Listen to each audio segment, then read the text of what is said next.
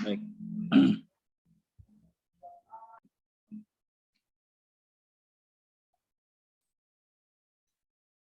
Bismillahirrahmanirrahim. Assalamualaikum warahmatullahi wabarakatuh.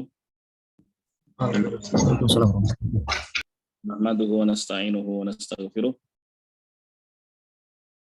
Wa na'udzu billahi min syururi anfusina wa min sayyiati a'malina. May yahdihillahu fala mudilla lahu wa may yudlil fala hadiya lahu.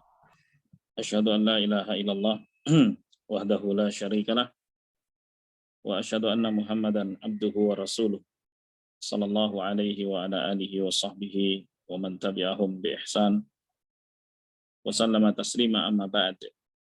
Jemaah sekalian yang dimuliakan Allah, kembali kita mengkaji pokok-pokok keimanan. Kali ini pembahasan kita tentang ma huwa awwalu hadzal amr. Ya.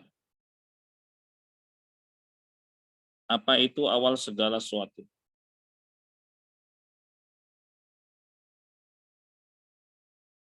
Di dalam bab ini dibawakan hadis yang diriwayatkan oleh Al-Imam Al-Bukhari dan Al-Imam Muslim di dalam sahih keduanya dari sahabat Imran bin Husain radhiyallahu an, qala Rasulullah sallallahu alaihi wasallam, Rasulullah sallallahu alaihi wasallam bersabda,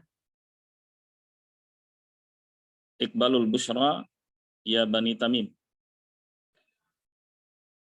Terimalah kabar gembira wahai Bani Tamim. Qalu qad basyartana fa'atina. Wahai Rasulullah, Anda telah membuat kami gembira, berikan kegembiraan itu kepada kami. Jadi mereka mengira bahwa kegembiraan itu bersifat materi. Lalu Nabi Shallallahu Alaihi Wasallam berkata, Iqbalul busyra ya ahlal Yaman. Terimalah kegembiraan wahai penduduk Yaman. Qalu qad qabilna fa akhbirna an awwali hadzal amr. Mereka mengatakan, kami terima wahai Rasulullah, beritakan kepada kami awal mula segala sesuatu. Ya. Qala, lalu Nabi Shallallahu Alaihi Wasallam bersabda, kana Allahu qabla kulli syai'. Ya, adalah Allah Subhanahu wa taala sebelum segala sesuatu. Wa kana arsyuhu 'alal ma'. Ya. Dan arsy Allah, arsy itu artinya singgasana. Ya, seperti apanya kita nggak tahu. Itu berada di atas air. Wa kataba fil lauhil mahfudzi dzikra kulli syai'. Dan Allah Subhanahu wa taala menulis di Lauhul Mahfudz takdir segala sesuatu. Ya. Sampai di situ, titik. Qala fa'atani atin. Ini kisah yang lain, masih terkait sahabat Imran bin Husain. Datang seorang kepadaku, faqala ya Imran, ilhanlat naqatuk min iqaliha. Wahai Imran, ontamu lepas dari ikatannya. Qala faqarajtu fi athariha. Kemudian aku keluar untuk mencarinya. Ya, fala adri makana ba'di, dan aku nggak tahu lagi berita apa setelah itu. Jadi itulah petikan dialog yang sempat diingat oleh sahabat yang mulia Imran bin Husain radhiyallahu ta'ala. Baik. Nah, jemaah sekalian yang dimuliakan Allah, sekarang ulasannya. Rasulullah Shallallahu Alaihi Wasallam dalam hadis ini menawarkan kegembiraan kepada Bani Tamim, tapi mereka tergesa.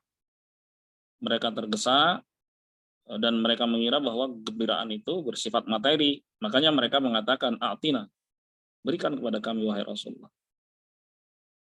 Tanpa bertanya kepada Rasulullah Shallallahu Alaihi Wasallam tentang apa yang dimaksud dengan kegembiraan di sini. Ya, baik.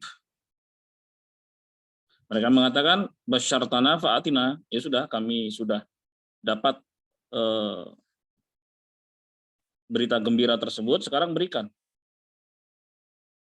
Ini termasuk ketergesaan dan begitulah watak dan sifat manusia.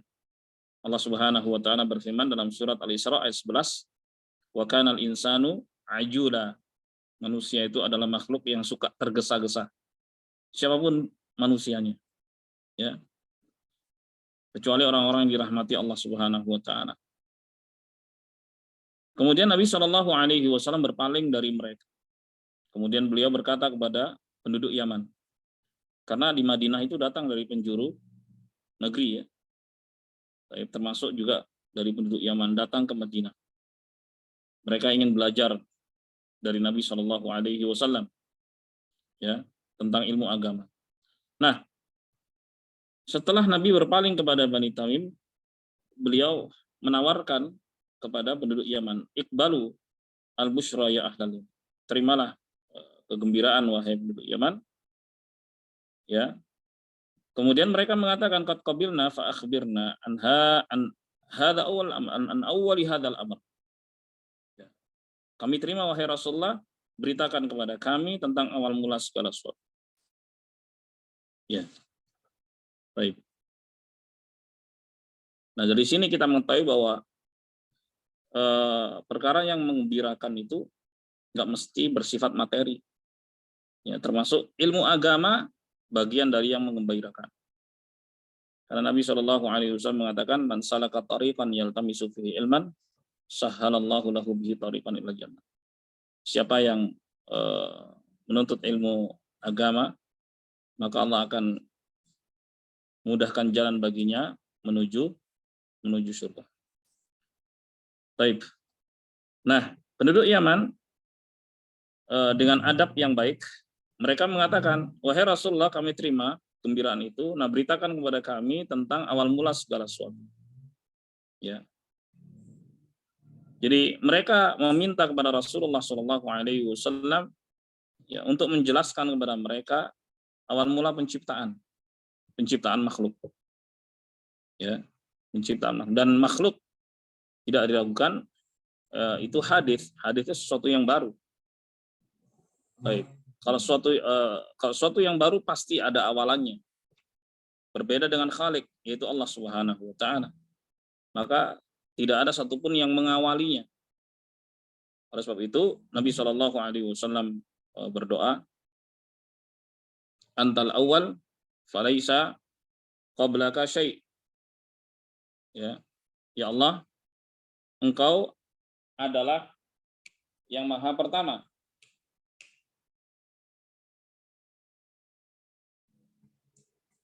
Engkau adalah yang maha pertama. Tidak ada satupun yang mengawalimu. Ya. Wa antal akhir falaisa ba'daka syai'. Dan engkau maha terakhir, tidak ada satupun yang mengakhirimu. Itu Allah Subhanahu wa taala. Ya. Yang maha pertama sekaligus maha terakhir. Adapun makhluk pasti ada permulaannya. Jadi yang ditanyakan oleh penduduk Yaman kepada Nabi Shallallahu alaihi wasallam tentang awal mula penciptaan makhluk. Taib. Lalu Nabi Shallallahu alaihi wasallam menjawab, "Allahu qabla kulli syai'." Adalah Allah Subhanahu wa taala ada sebelum segala sesuatu. Karena Allah Subhanahu wa taala tidak berawal. Ya. Adapun makhluk itu memiliki awal permulaan. Li'annahu wal awwal falaisa qablahu syai'. Ya, tidak berawal karena Allah Subhanahu wa taala yang maha awal, yang maha pertama. Tidak ada sesuatu pun yang mendahului Allah Subhanahu wa taala. Lalu Nabi Shallallahu alaihi wasallam mengatakan, "Wa kana 'arshuhu 'alal ma." Adalah arsy Allah Subhanahu wa taala itu di atas air. Di atas air. Ay 'alal ma' alladhi fawqahu as-samawat. Wa hadha dalil ala anna al-arsy huwa awwalul makhluqat. Ya. Jadi pernyataan Nabi Shallallahu alaihi wasallam adalah dalil yang menunjukkan bahwa arsy adalah makhluk pertama. Ya, arsy adalah makhluk Allah Subhanahu wa taala pertama dan dia berada di atas air. Dan dia berada di atas air. Nah, dan arsy adalah makhluk Allah Subhanahu wa taala yang paling tinggi. Ya, jadi makhluk Allah Subhanahu wa taala yang tertinggi adalah arsy dan Allah Subhanahu wa taala berada di atas arsy. Ya, itu yang Allah beritakan tentang dirinya di dalam Al-Qur'an. Dan itu juga yang diberitakan oleh Nabi Shallallahu Alaihi Wasallam. Seperti apanya kita nggak tahu. Ya, jemaah sekalian yang dimuliakan Allah. Nah, adapun air yang dimaksud adalah samudra. Samudra, sebagaimana dalam hadis yang diriwayatkan oleh Tabrani dalam Al-Kabir dari Abdullah bin Mas'ud radhiyallahu anhu. Ya, kata Nabi Shallallahu Alaihi Wasallam, wa ma bainal kursi wal ma masirat 500 am. Jarak antara kursi dengan air adalah 500 tahun perjalanan. Gitu. Jarak antara kursi dengan air itu 500 tahun perjalanan. Kursi itu apa? Sebagaimana dalam ayat kursi, wasi'a kursiyuhus samawati wal ard.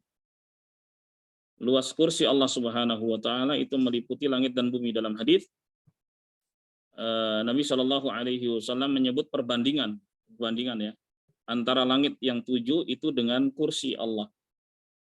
Jadi langit yang 7 itu seperti logam-logam ya yang dilemparkan di perisai bulatnya. Seperti itu perbandingan. Jadi menunjukkan betapa besarnya kursi Allah Subhanahu wa taala. Gitu. Nah, di sini Nabi mengatakan jarak antara kursi dengan air itu 500 tahun berjalan. Enggak diketahui juga satuannya apa. Ya. Sama seperti ketika Nabi menceritakan tentang jarak antara 2 tiupan sangkakala. Jadi ada 2 kali tiupan. Tiupan pertama adalah tiupan kehancuran total. Ya. Tiupan yang kedua adalah tiupan kebangkitan untuk dikumpulkan di padang mahsyar. Ini berita gaib. Ya. Dan kita harus percaya berita gaib tersebut jika sumbernya wahyu dari Al-Quran ataupun As-Sunnah. Dan Nabi Shallallahu Alaihi Wasallam nggak ngerti perkara gaib. Qul inni la a'lamul ghaib.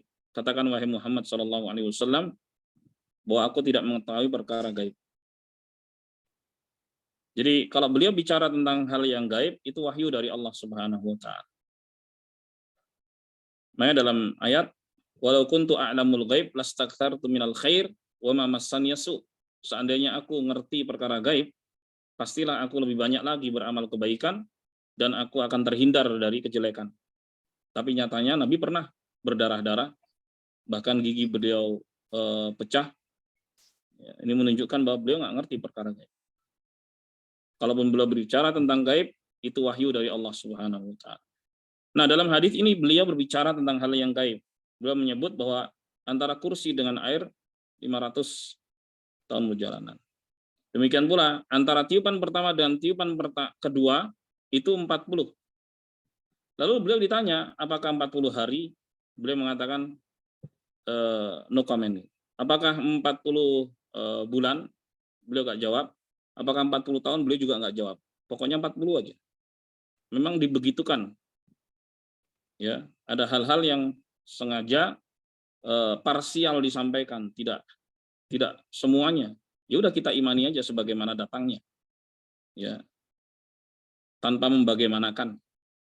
Nah, sama seperti ini. Ya. Antara kursi dengan air itu jaraknya 500 tahun. Ya, nggak tahu seperti apa perjalanannya yang dimaksud. Apakah satuan cahaya atau apa kita nggak tahu. Tapi 500 tahun perjalanan aja. Kemudian Nabi mengatakan wal arsyu 'alal ma. Dan arsy itu di atas air. Wallahu azza wa jalla 'alal arsy. Sementara Allah Subhanahu wa taala azza wa jalla 'alal arsy di atas arsy, ya'lamu ma antum 'alaih. Allah Maha mengetahui ya apa yang kalian kerjakan. Ya. Taib. Allah Subhanahu wa taala enggak butuh dengan makhluknya sama sekali. Tapi di sini Nabi mengabarkan bahwa Allah Subhanahu wa taala berada di atas arsy. Udah, seperti apanya kita enggak tahu. Dia berada di atas arsy. Dan dalam surat Hud menegaskan bahwa Allah mengatakan wa kana arsyuhu 'alal ma, dan arsy Allah Subhanahu wa taala itu di atas air. Baik. Kemudian di dalam hadis ini Nabi Shallallahu Alaihi Wasallam mengatakan wa kataba fil lauhil mahfudz dzikra kulli syai. Dan Allah Subhanahu wa taala menulis segala sesuatu dari takdirnya di Lauhul Mahfuz. Ya, ini menunjukkan bahwa kul syai' yahduts min awalil khalq ila akhirih. Segala sesuatu pasti akan terjadi sejak awal penciptaan sampai akhir. Ya, innama huwa muqaddar wa maktub. Semuanya telah ditakdirkan dan ditulis oleh Allah Subhanahu wa taala di mana? Di Lauhul Mahfuz. Lauh itu artinya lembaran atau papan, al-mahfuz itu yang terjaga. Jadi dalam sabda Nabi Shallallahu alaihi wasallam ini itsbatul qada wal qadar. Terdapat penetapan takdir, ya. Wal kitab bil lauhul mahfuz, dan penulisan takdir itu di Lauhul Mahfuz. Ya. Cuma sekalian yang dimuliakan Allah, jadi itulah awal mula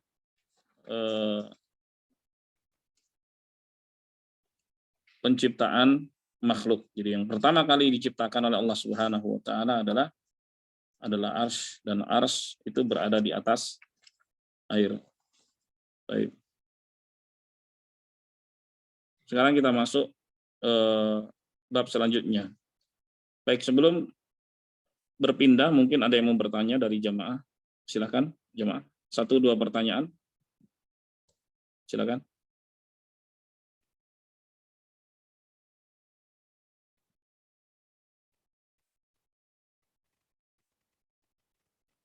Tidak ada ya.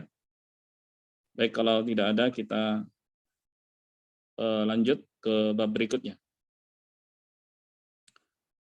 Jemaah sekalian yang dimuliakan Allah, bab berikutnya adalah an-nahyu 'anil istishfa'i billahi ala ahadin.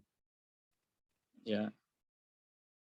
Bab larangan untuk meminta tolong kepada Allah dalam memohon kepada makhluk. Baik. Yang benar itu kan minta tolong kepada makhluk, ya, dalam memohon kepada Allah. Kan begitu.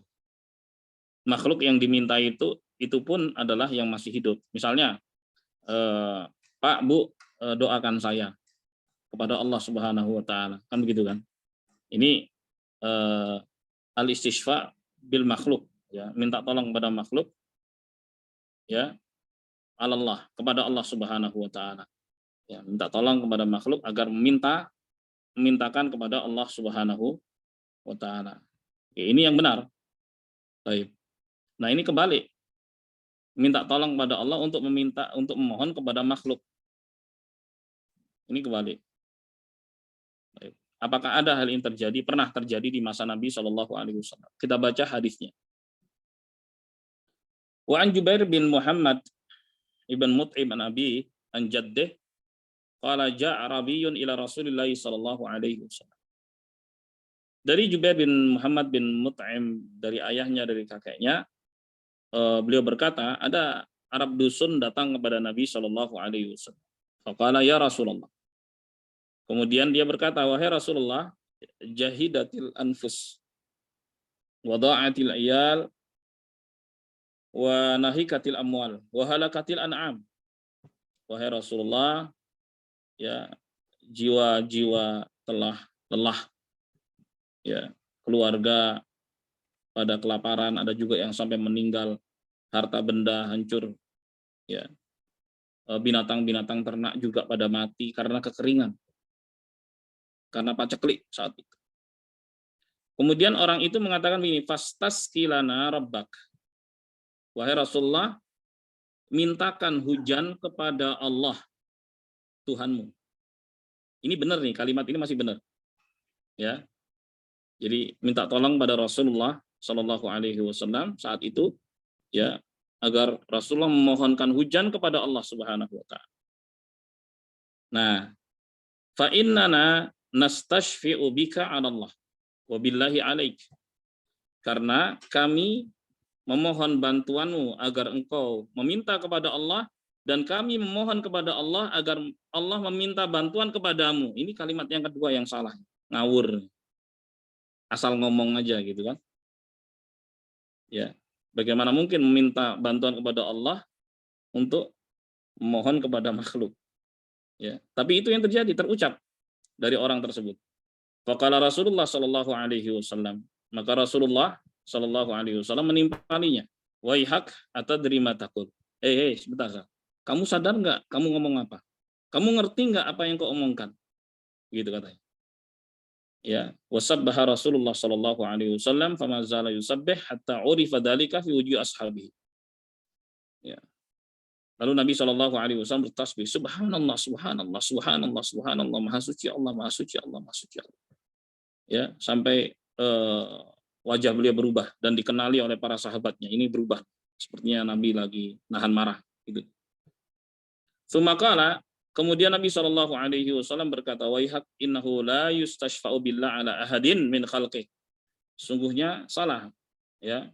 Enggak boleh minta bantuan kepada Allah untuk memohon kepada makhluk. Ya. Sya'nullahi a'dham min dzalik. Ya, urusan Allah Subhanahu wa taala itu lebih agung dari hal semacam itu. Waihak atadrimallah. Ya. Kamu tahu enggak siapa Allah? Inna arsyahu ala samawatihi laha kata. Sungguhnya arsy Allah Subhanahu wa taala di atas langitnya seperti ini. Wa qala bi asabihi mithlal kubbah alaih. Beliau sambil menggambarkan dengan tangannya seperti kubah melengkung gitu. Nah, gitu. Gitu.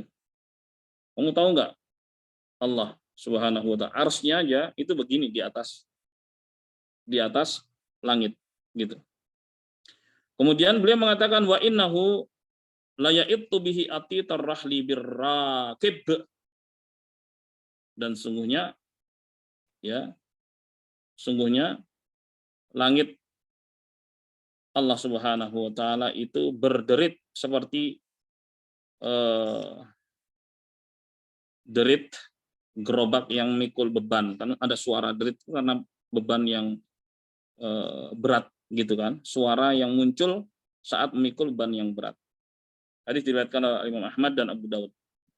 Dalam riwayat yang lain Nabi Shallallahu alaihi wasallam mengatakan attatis sama wa huqqalaha anta itta. Langit itu berderit dan pantas saja langit itu berderit. Ma min maudhi'in qadra arba asabi illa wa fihi malakun sajidun lillah. Tidak ada satupun tempat seluas 4 jari melainkan di situ ada malaikat yang sujud kepada Allah. Menunjukkan betapa banyaknya penduduk langit dari kalangan para malaikat. Ya. Nah, jadi kalau makhluk Allah Subhanahu wa taala seperti ini gedenya, bagaimana dengan Allah Subhanahu wa taala? Itulah makna Allahu Akbar, Allah Maha Besar. Jadi kalau berkata yang hati-hati, ya, kalau berkata itu hati-hati, jangan sampai salah, jangan keliru, ya. Cuma sekalian yang dimuliakan Allah,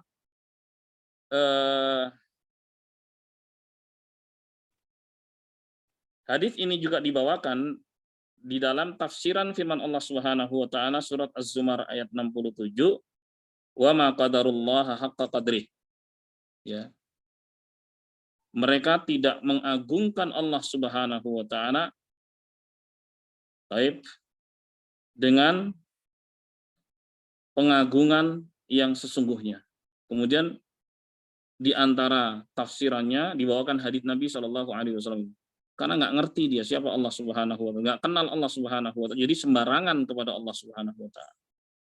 Oleh sebab itu, setiap perbuatan yang sembrono kepada Allah Subhanahu wa taala, seperti menganggap bahwa Allah Subhanahu wa taala punya anak, ya, dan sebagainya, ya, maka itu adalah kesembronaan. Termasuk juga kesyirikan-kesyirikan, tindakan menyekutukan Allah Subhanahu wa taala, menduakan Allah, meninggalkan Allah, seterusnya, yang menunjukkan bahwa mereka tidak mengagungkan Allah dengan sebenarnya. Wa ma qadarullah haqqa qadrih. Gitu. Fa hadzal a'rabi kana hasalat minhu isa'ah fi haqqihi subhanahu wa ta'ala. Ya. Orang Arab dusun ini telah berbuat sembrono kepada Allah Subhanahu wa taala. Ya, di mana dia tidak mengagungkan Allah dengan sebenarnya. Kenapa? Wadzalika li'annahu lam ya'rif Allah azza wa jalla. Karena dia nggak kenal dengan Allah Subhanahu wa taala. Ya, bisa babi jahlihi, karena kebodohannya. Dan kebodohan itu adalah penyakit yang harus dihilangkan.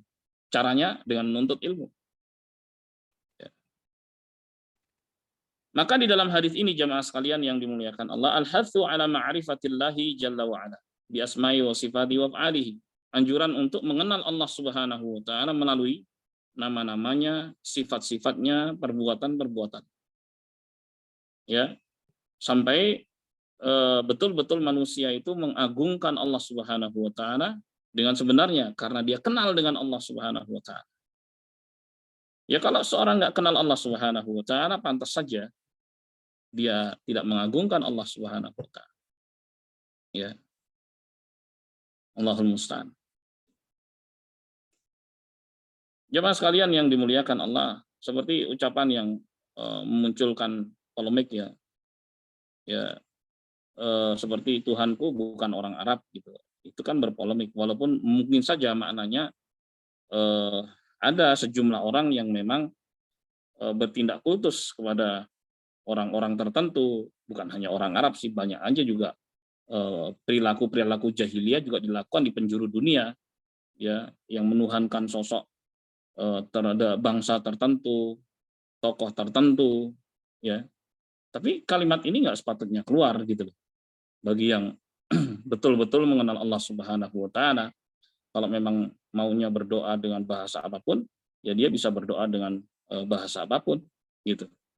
Karena Allah Subhanahu wa taala Maha mengetahui ya maksud dan isi hati hamba-hambanya. Walaupun begitu, ternyata manusia juga harus tetap belajar bahasa Arab. Kenapa? Karena Al-Qur'an juga dibaca dengan bahasa Arab. Kemudian bacaan-bacaan sholat juga dibaca dengan bahasa Arab. Ya kan?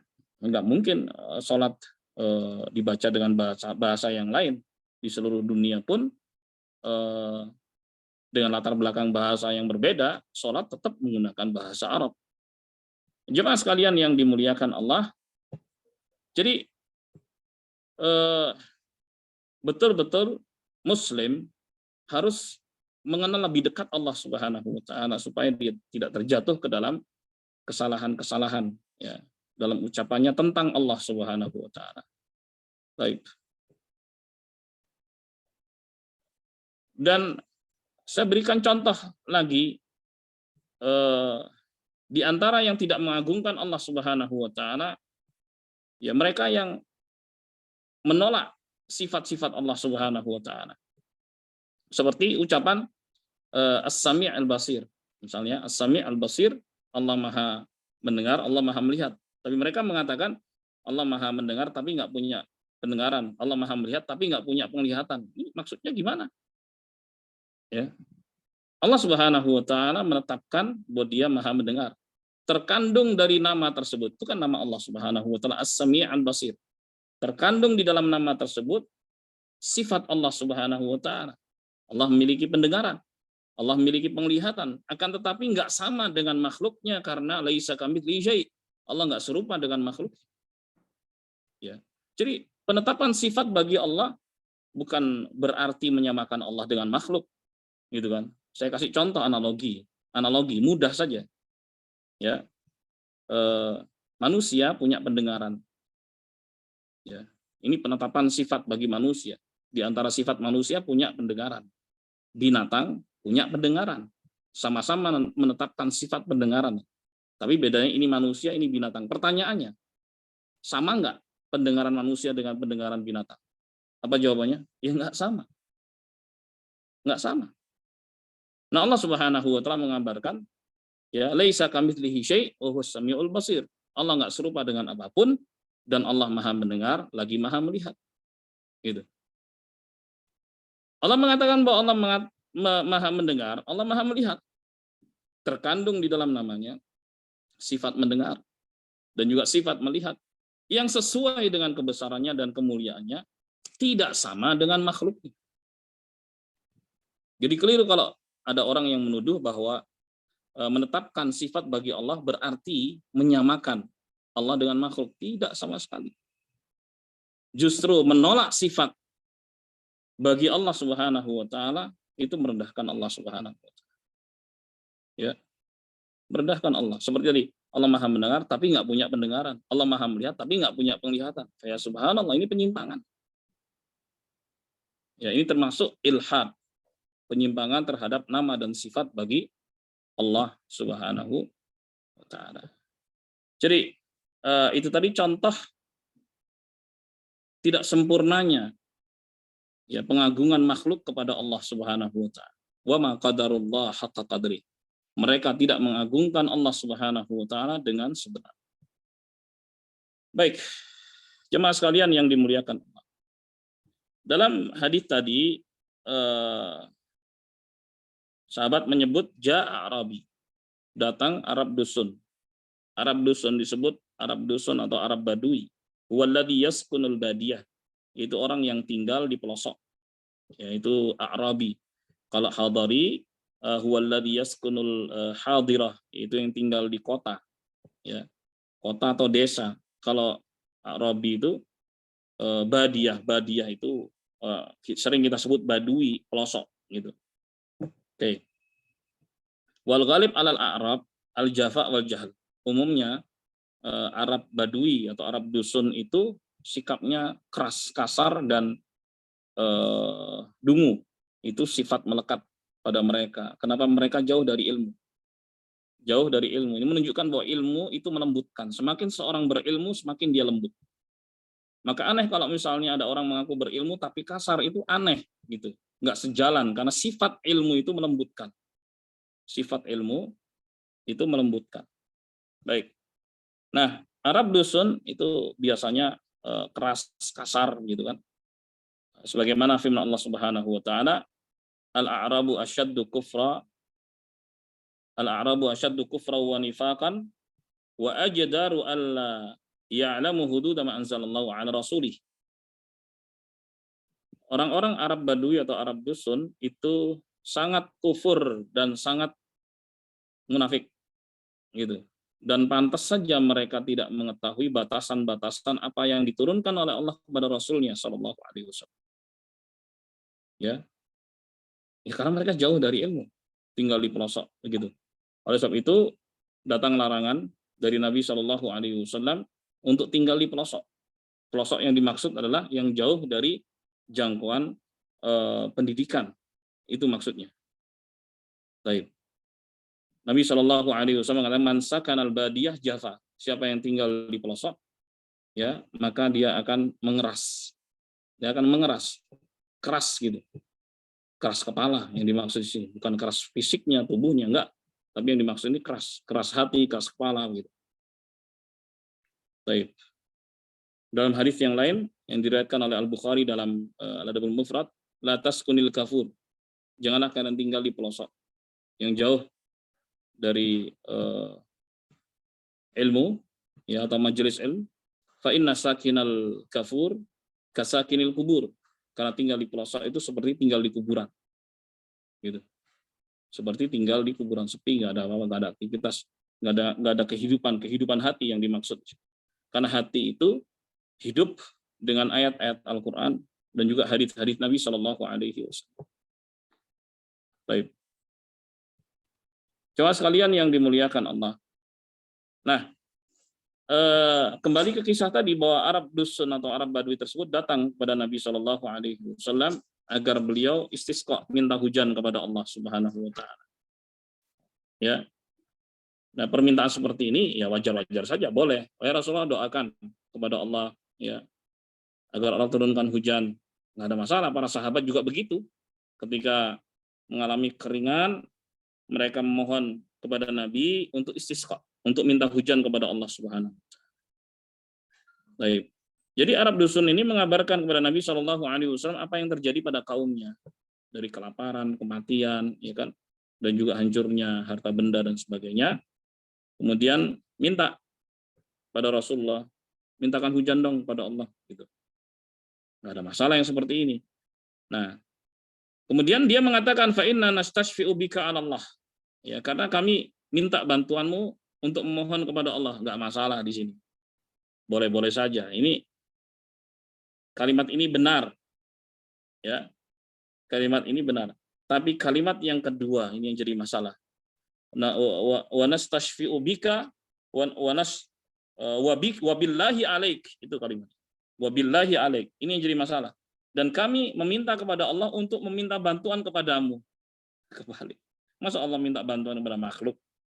Nah, ini dia salah ngomong karena nggak ngerti. Ya, salah ngomong karena nggak ngerti. Makanya kadang-kadang di antara kekeliruan omongan itu karena ketidaktahuan tentang ilmu agama. Walaupun begitu Nabi Shallallahu Alaihi Wasallam mengingkari apa yang dilakukan oleh Arab dusun tersebut. Ya, tetap harus diluruskan.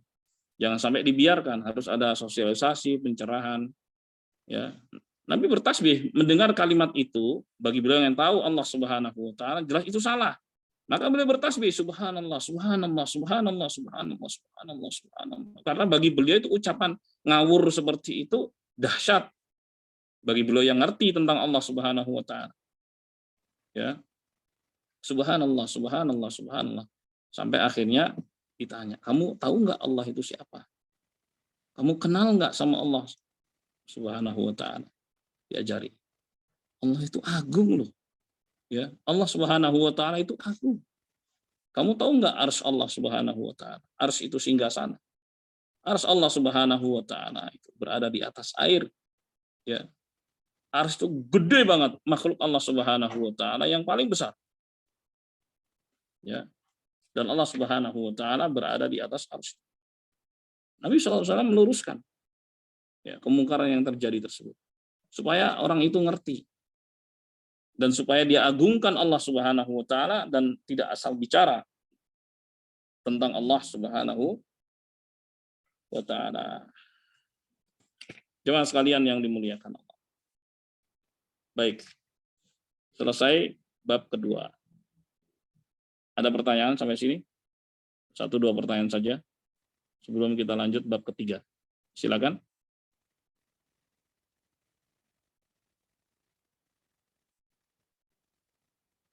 Baik, belum ada, kita masuk ke bab ketiga untuk sore ini. Sabrullahi ta'ala ala takdibil makhlukilah. Kemahasabaran Allah Subhanahu wa taala atas pendustaan makhluknya. Jadi Allah didustakan oleh makhluknya. Ya. Nggak dipercaya sama makhluknya.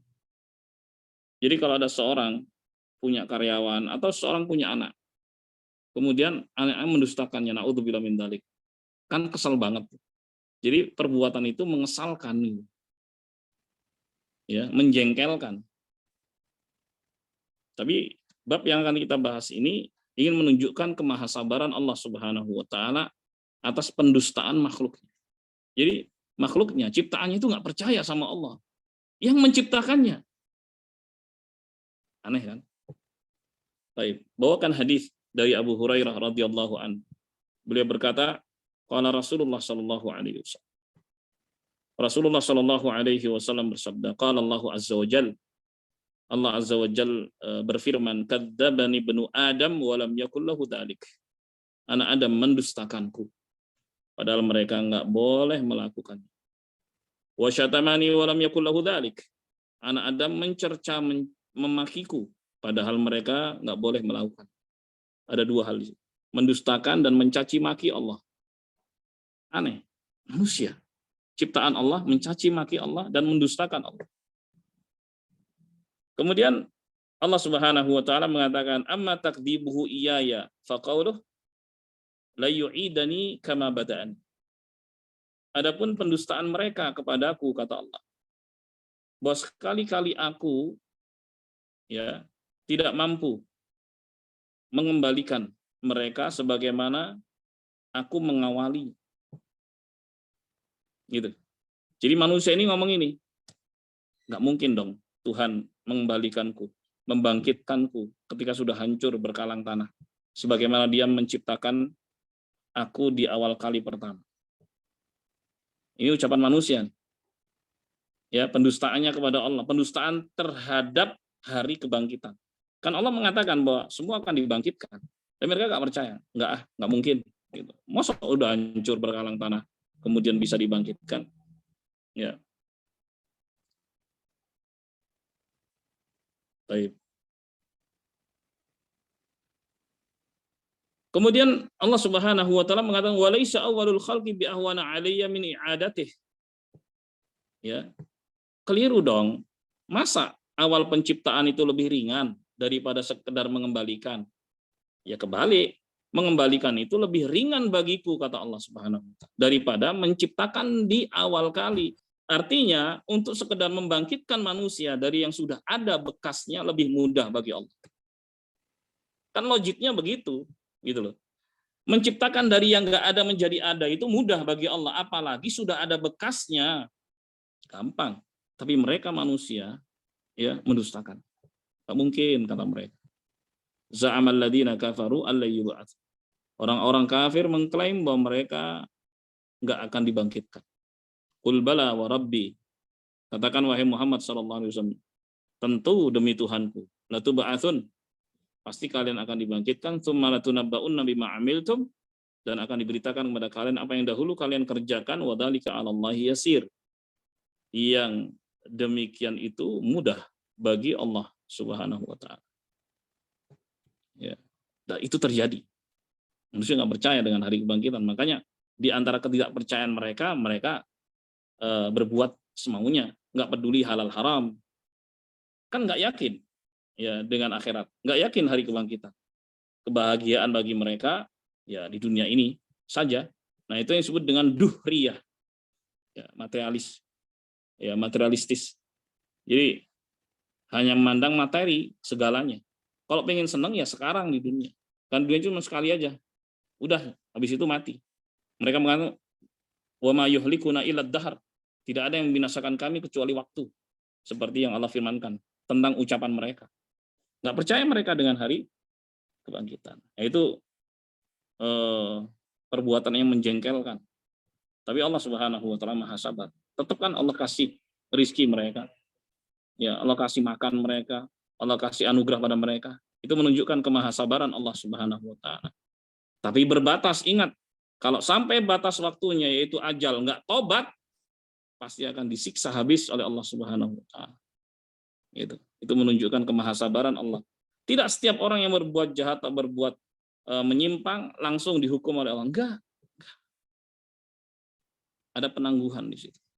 Ada penangguhan supaya manusia sadar, supaya manusia memperbaiki diri, supaya manusia bertobat pada Allah Subhanahu wa taala.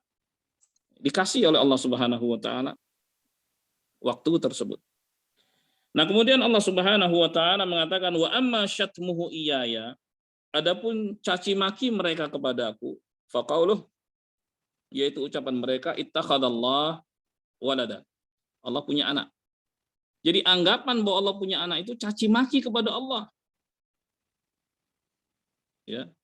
Anggapan bahwa Allah punya anak itu adalah caci maki kepada Allah.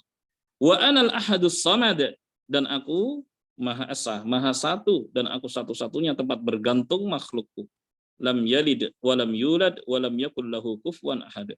Allah tidak beranak, tidak pula diperanakkan, dan tidak ada satupun yang setanding dan setara dengan Allah Subhanahu wa taala. Jemaah, ini dua hal yang dilakukan oleh manusia. Ya enggak semua manusia memang. Ya. Yang pertama, mereka mendustakan Allah, enggak mungkin Allah membangkitkan mereka di kali yang lain setelah kematian. Yang kedua, mereka caci maki Allah dengan anggapan bahwa Allah punya anak.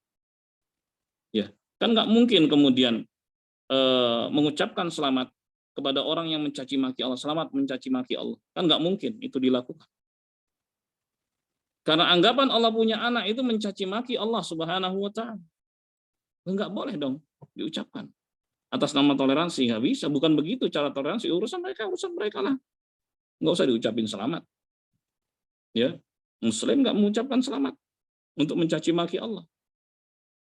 Karena mengucapkan selamat pada mereka yang berkeyakinan bahwa Allah Subhanahu wa taala punya anak, itu artinya caci maki kepada Allah. Yang mengucapkan selamat mencaci maki Allah, nggak mungkin itu dilakukan oleh seorang Muslim yang berkeyakinan bahwa Allah Subhanahu wa taala Maha Esa, Maha Satu.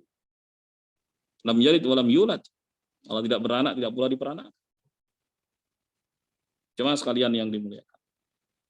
Wa fi riwayatin an Ibnu Abbas radhiyallahu anhuma, sementara dalam sebuah riwayat dari Abdullah ibn Abbas, semoga Allah meridai keduanya, wa amma syatmuhu iyaya faqauluh, adapun cacian dan cercaan mereka kepadaku, kata Allah, adalah ucapan mereka li waladun, bahwa aku punya anak.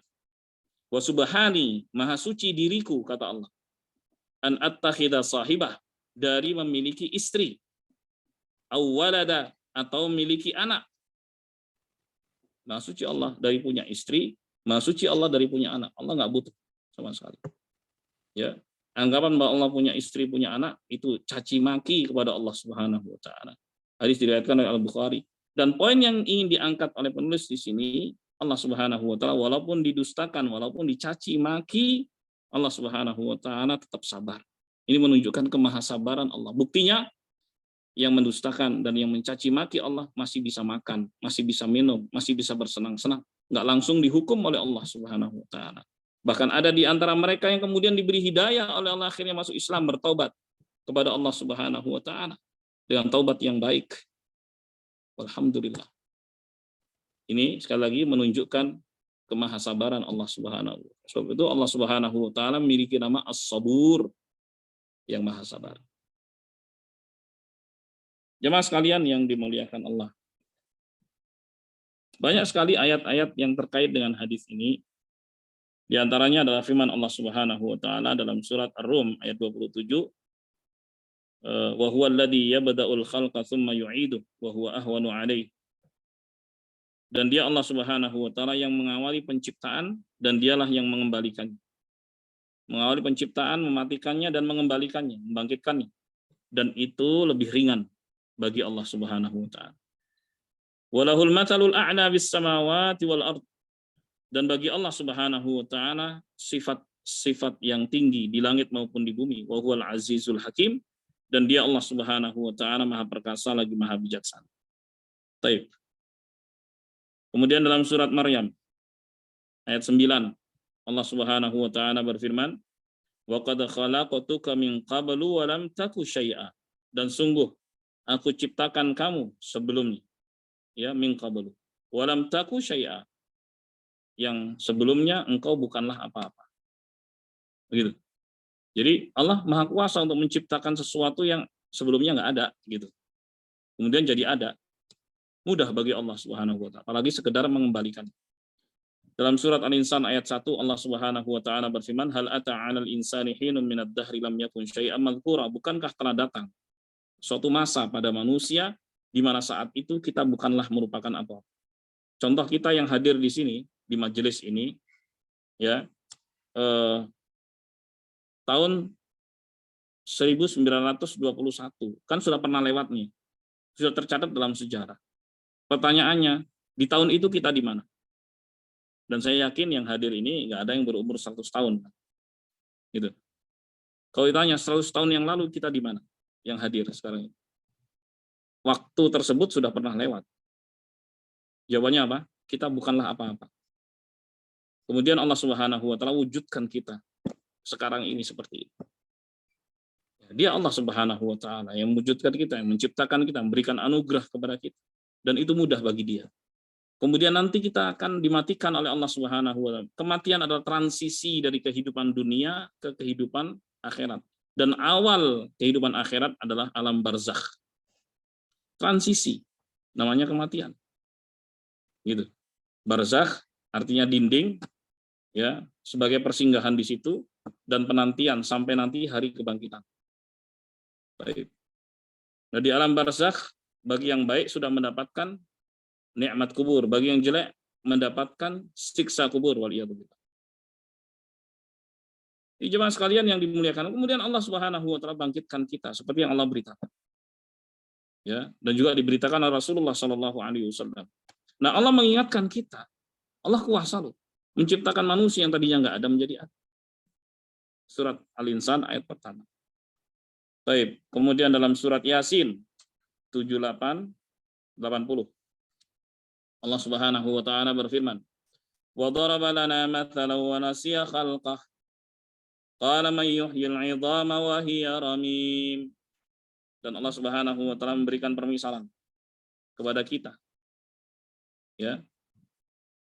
Memberikan permisalan kepada kita di mana Dia melupakan penciptaan. Permisalan tentang manusia yang melupakan awal mula penciptaan. Di mana dia mengatakan mayyuhyil idhama wa hiya ramim, siapa yang bakal menghidupkan tulang belulang yang sudah hancur berkalang tanah. Enggak percaya pada Allah Subhanahu wa taala. Terus qul yuhyihal ladzi ansha'aha awwala marrah wa huwa bikulli khalqin alim. Katakan wahai Muhammad sallallahu alaihi wasallam, yang menghidupkannya, yang menghidupkan tulang belulang yang sudah berkalang tanah itu yang menciptakannya di awal kali pertama. Jadi yang membangkitkan itu Allah, sebagaimana yang dulu Allah ciptakan. Dan Allah Subhanahu wa taala Maha mengetahui setiap ciptaannya. Gitu.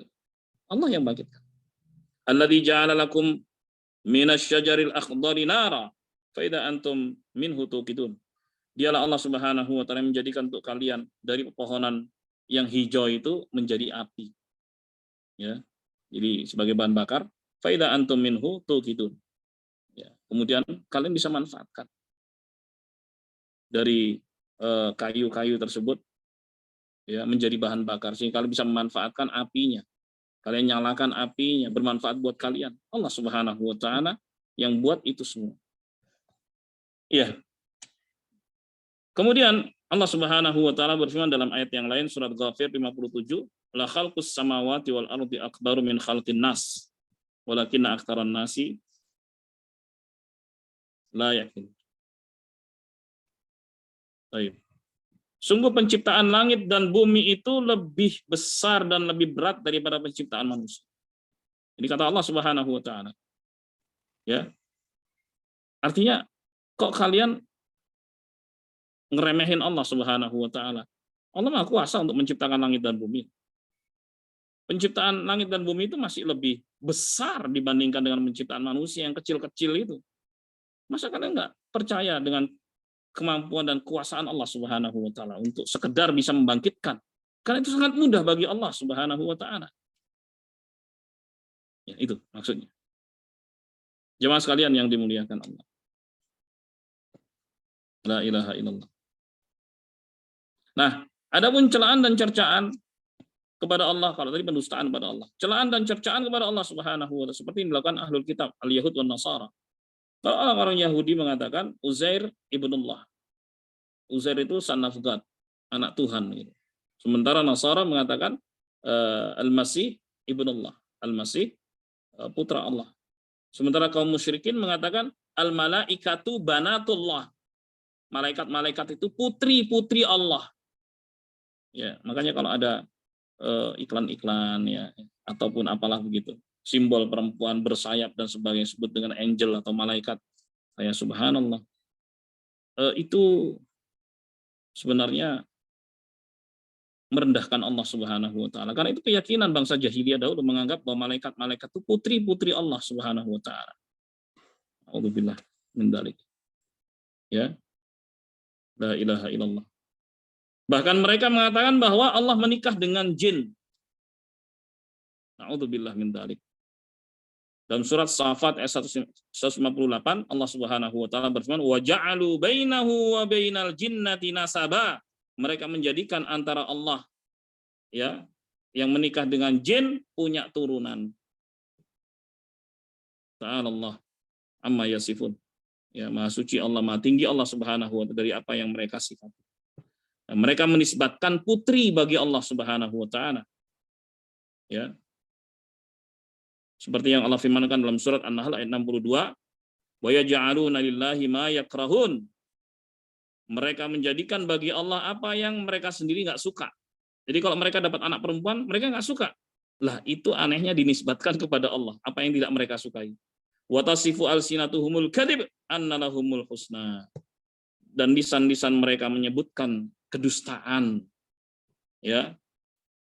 Kedustaan dengan mengatakan bahwa Allah punya anak-anak perempuan. Ya, annalahumul husna, bagi mereka kebaikan. Bagi mereka kebaikan. Jadi walaupun sudah ngomong jelek kayak gitu, terus mereka mengatakan tenang aja, kami bakal senang-senang nanti. Kami bahagia. Naudzubillah min dzalik. Naudzubillah min dzalik. Nah, tadi disebutkan dalam hadis Ibnu Abbas radhiyallahu taala anhuma ya bahwa Allah Subhanahu wa taala bertasbih dengan mengatakan subhani, maha suci diriku. Allah sendiri yang memuji dirinya. dan itu hak Allah Subhanahu wa taala. Ma suci diriku an attakhidha sahibah aw walada. Ma suci diriku dari memiliki istri dan anak. Allah bersihkan dirinya dari penisbatan-penisbatan dusta kepada Allah. Karena itu adalah caci maki kepada Allah Subhanahu wa taala, dan Allah mengatakan lam yalid wa lam yulad wa lam yakul lahu kufuwan ahad. Bahwa dia tidak beranak, tidak pula diperanakkan, dan tidak ada satupun yang setara dan setanding dengan Allah Subhanahu wa taala. Hadirin sekalian jamaah yang dimuliakan Allah, inilah 3 bab yang bisa kita bahas pada sore hari ini. Walhamdulillahirabbil alamin. Sebelum ditutup, silahkan yang mau bertanya kepada para jamaah. Saya persilahkan bisa nulis di chat box atau langsung bertanya. Silakan.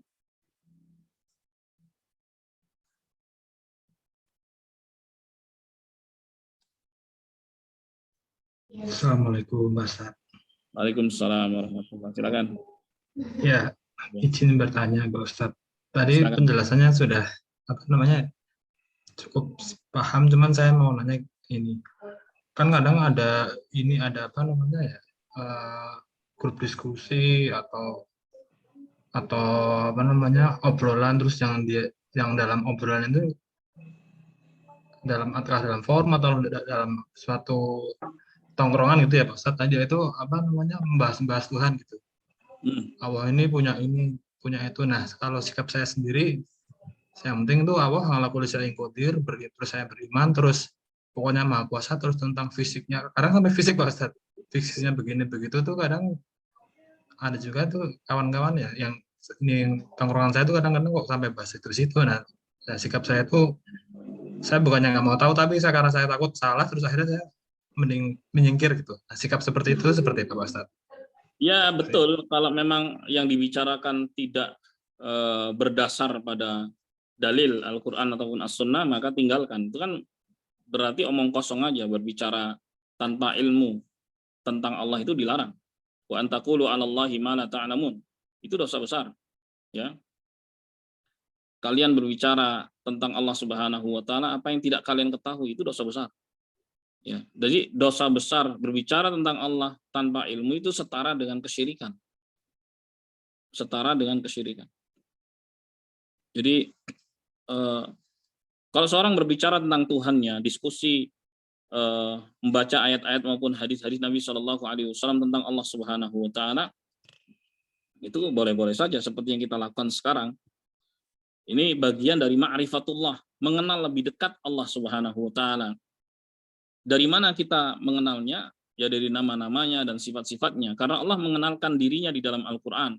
Rasulullah SAW juga mengenalkan Allah kepada kita melalui nama-nama Allah dan sifat-sifat Allah Subhanahu wa taala yang maha tinggi ya dan yang maha mulia, yang sesuai dengan kebesarannya dan kemuliaannya, tidak sama dengan makhluknya. Nah, begitu caranya. Kalau memang pembicaraan ma'rifatullah didasari dengan hadits-hadits dan juga ayat-ayat Al-Qur'an, maka terima. Kalau memang tanpa itu, maka tinggalkan. Ya, sampai mereka berbicara tema yang lain. Begitu caranya. Siap, terima kasih Pak Ustadz. Ya. Berikutnya silakan. Assalamualaikum Pak Ustadz. Waalaikumsalam warahmatullahi wabarakatuh. Pak Ya. D. Teguh. Iya Pak Ustadz. Saya mau nanya Pak Ustadz terkait dengan alam barzah yang tadi disampaikan. Ya. Saya ingin tahu karena saya belum pernah mendengar.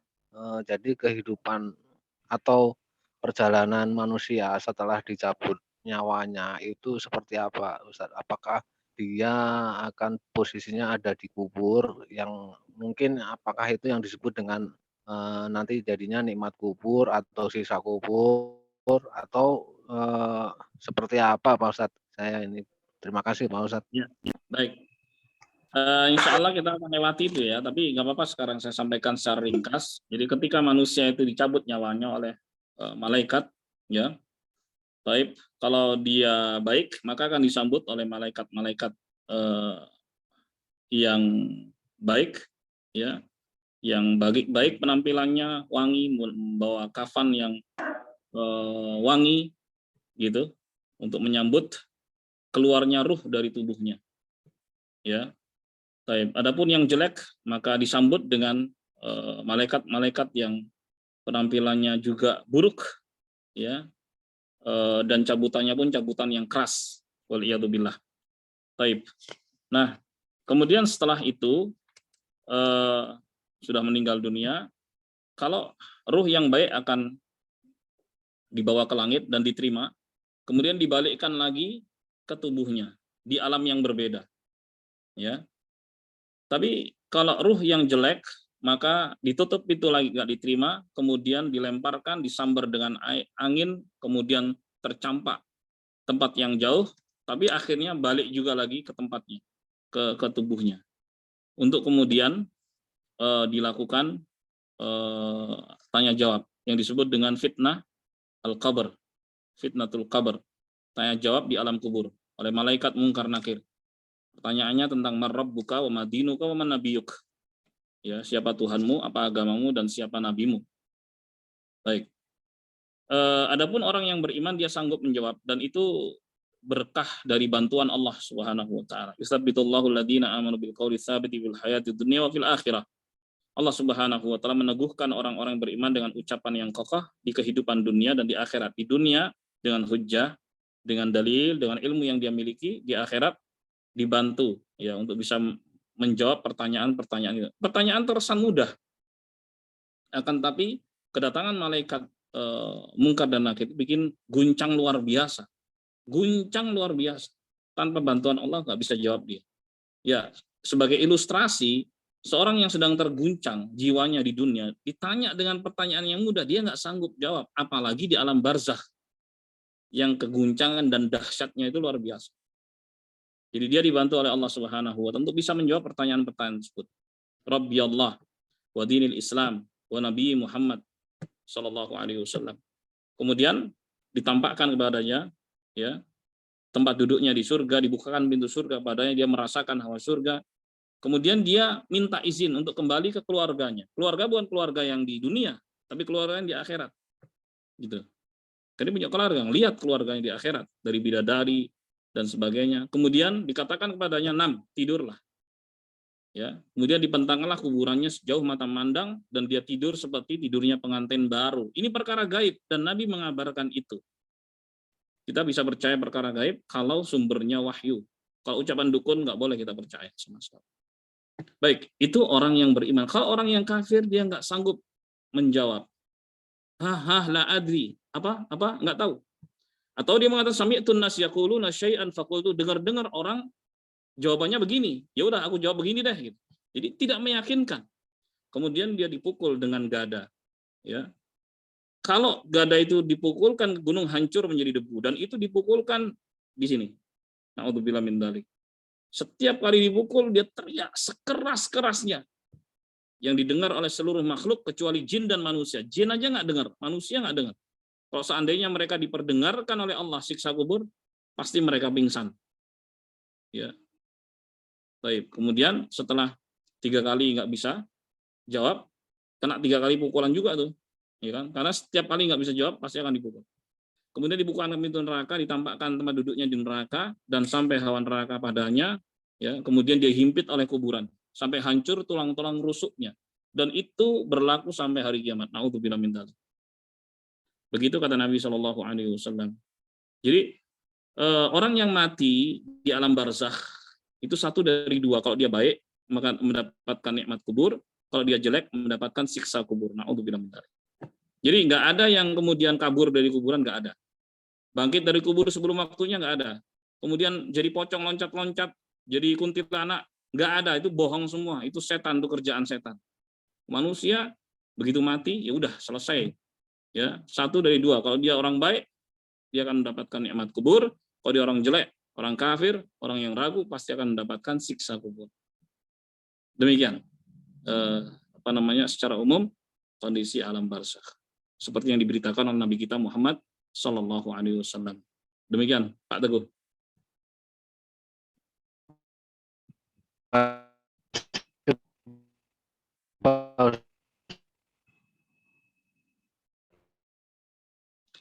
Nah, itu berarti ruhnya itu tetap ada di kuburan itu ya, Pak Ustadz? Iya, Mohon maaf, Pak Ustadz. dibalikin. Karena nikmat kubur itu juga dia merasakan. Berarti ruhatnya Dia itu ya juga Pak Ustadz. merasakan. Kenapa? Jadi Bagaimana?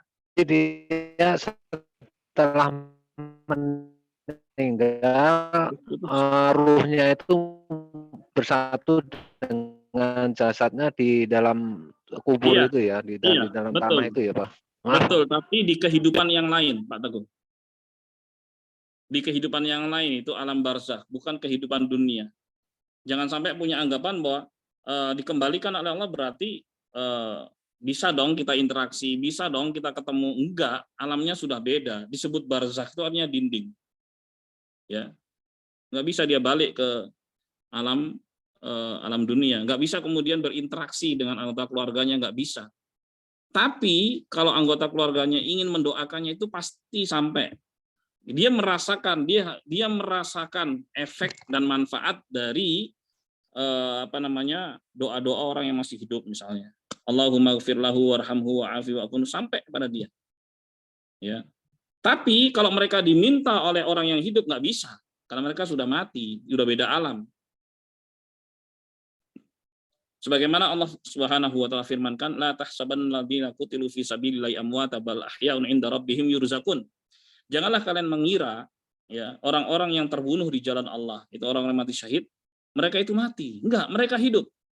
Mereka hidup mendapatkan rizki di sisi Tuhan mereka. Nah, kehidupan yang dimaksud adalah kehidupan barzakhiyah, bukan kehidupan yang sama dengan kehidupan dunia. Karena mereka sudah melewati transisi tadi yang namanya kematian, nggak balik lagi. Gitu. Bisa nggak mereka diminta? Nggak bisa. Nggak bisa. In tad'uuhum la yasma'u du'aakum. Kalau kalian minta kepada mereka, mereka nggak dengar permintaan kalian. Walau sami'u mastajabu lakum, seandainya mereka dengar, mereka nggak mampu memenuhi permintaan kalian. Begitu kata Allah Subhanahu. Demikian, Pak Teguh. Makasih Pak Ustadz, sangat jelas. Alhamdulillah. Ini Pak Sur, kita lihat. Bismillah, izin bertanya Ustadz, jika ada memiliki pemahaman yang meyakini bahwa Allah tidak memiliki wajah dan dia menolak jika nanti di surga mukmin bisa melihat wajah Allah, apakah itu bisa terjatuh kepada kufuran? Iya bisa terjatuh dalam kufuran. Ya, ini bahaya loh, karena Allah Subhanahu wa taala yang mengatakan begitu. Kullu man 'alaiha fan wa yabqa wajhu rabbik dzul jalali wal ikram. Semua yang di alam semesta bakal fana, habis, ya. Dan tetap kekal wajah Tuhanmu wahai Muhammad sallallahu alaihi wasallam. Ya. Yang maha mulia lagi maha muliakan, jelas dalam Al-Qur'an. Ya, tentang wajah Allah Subhanahu wa taala. Seperti apanya kita nggak tahu. Ya, nanti itu menjadi nikmat yang terbesar bagi penduduk surga. Itu bisa melihat wajah Allah Subhanahu wa taala. Kalau dia mengingkari, ya bagaimana mengingkari yang ada dalam Al-Qur'an? Ya, aneh sekali. Ya berarti dia nggak beriman pada Allah Subhanahu wa taala. Bahaya ini, kufur. Ya harus diingatkan.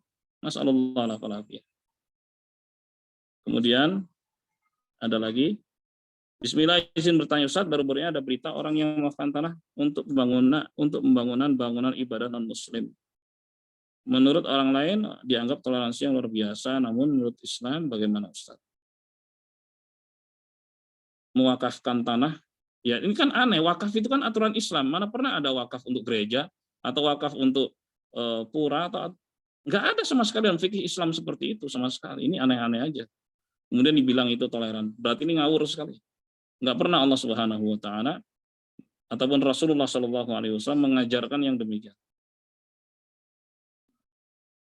Bagaimana hukum pekerja muslim yang membangun proyek rumah ibadah non muslim?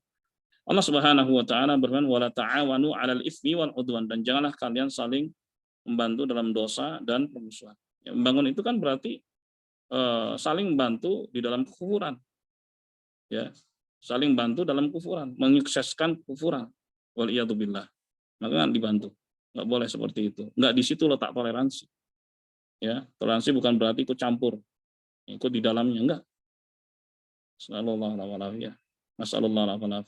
Ini sudah kebablasan yang seperti ini. Ya, ada batasan-batasannya. Demikian ya. Bismillahirrahmanirrahim. Assalamualaikum warahmatullahi wabarakatuh. Jika keluarga kita mau berwakaf tanah untuk perluasan makam umum. Bagaimana tahapan atau tuntunannya secara Islam? Boleh-boleh saja wakaf tanah untuk perluasan makam umum, makam muslim ya. Ya bisa dinyatakan, diucapkan itu cukup, tapi biasanya diserahkan nanti ke KUA, karena KUA juga menerima pencatatan wakaf gitu. Baik, kalau di kita ya. Ketika seorang mengatakan saya wakafkan tanah ini untuk makam, itu sudah sah. Cukup dengan ucapan saja sah. Maka lebih kuat lagi ketika dicatatkan. Ya, dicatatkan bahwa itu sebagai wakaf. Ya. Wakaf. Jadi wakaf itu akan selalu seperti itu selama bumi dan langit masih ada. Berarti sampai hari kiamat. Nggak bisa diperjualbelikan. Itu wakaf. Ya. Nggak bisa diperjualbelikan, nggak bisa dihibahkan, itu milik Allah Subhanahu wa Ta'ala. Ketika seorang sudah mengatakan, saya wakafkan tanah ini, apakah untuk masjid, apakah untuk kuburan, dan sebagainya. Nah, kalau untuk selanjutnya, ya supaya resmi, ya sampaikan kepada KUA.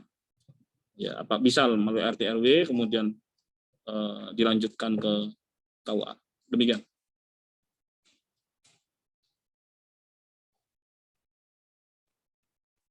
Masih ada lagi?